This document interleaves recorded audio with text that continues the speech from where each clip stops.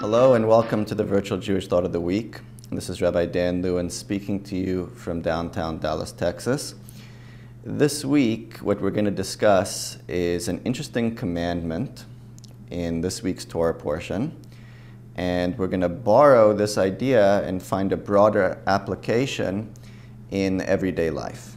The instruction that we read about is the establishment of what are called Ari Miklat, cities of refuge, in which Moses instructed the Jewish people for the future to establish in the land of Israel cities that would serve as like an absorption center or a refuge and escape for anyone that killed accidentally, that they would flee there, wherever they were in the world, they would flee to these cities in order to, number one, escape revenge from the family or anybody seeking revenge, and number two, a rehabilitation process, some type of atonement or healing that would happen that could only happen in the land of Israel. So you might think, set it up in a faraway place, Wyoming, Australia, Indonesia, any place may serve the same function. But in order for someone to regroup and reflect and commit to a better future, that type of rehabilitation place cannot occur in the environment in which they were steeped, which caused the problem in the first place. That's why, specifically in the sanctified earth, the land, the air of Israel, could that process occur. Historically, there have been 6 cities of refuge established, and it says that there will be 3 established in the future. But what we're going to talk about now is the broader application of establishing a city of refuge. What type of instruction or message can we learn in our everyday life about establishing a city of refuge? So what this means, the more abstract notion, is not a literal city, and it's not literally for somebody that kills.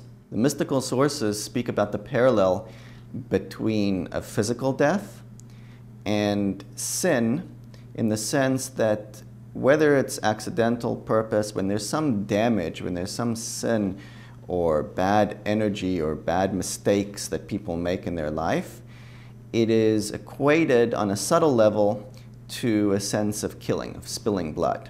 Now, we're not going to get into those details, but what this practically means is that there are always times where we make mistakes. Either something damage we caused accidentally, or things that we were more immature. We look back on, we say, I can't believe that I did that. And we don't take too much time to think about it, but those memories sort of linger in our subconscious.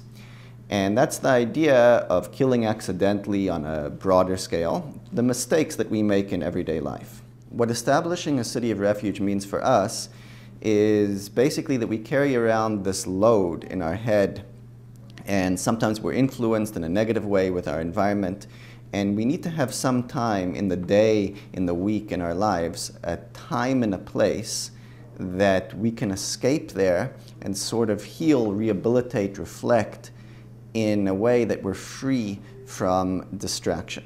We can re-examine ourselves, regroup, and enter the day or the week or the environment that we're going into in a different state of mind.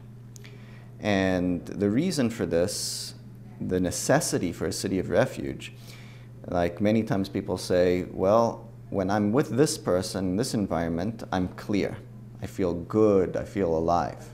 And then sometimes I step out of that environment or I go to a different place, and it's just a different, distant memory.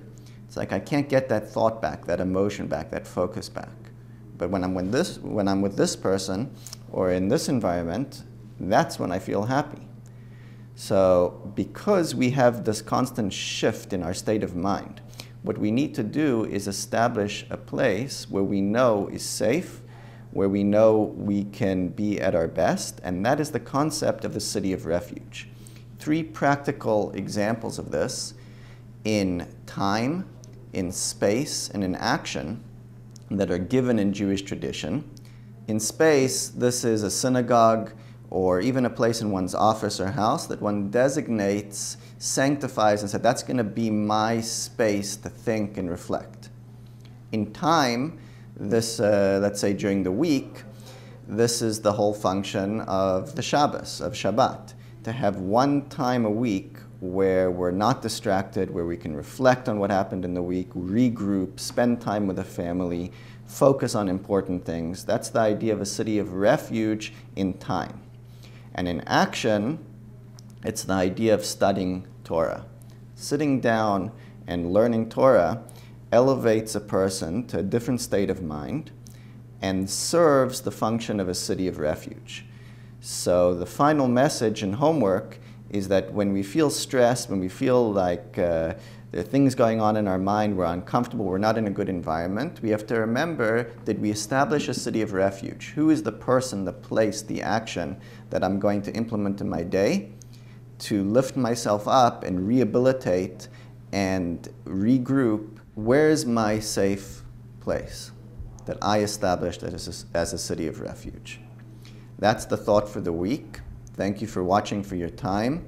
If you like this, please forward it to anyone you think would be interested. If you would like to dedicate or sponsor a video, please email me at the address below. And I look forward to speaking with you next week.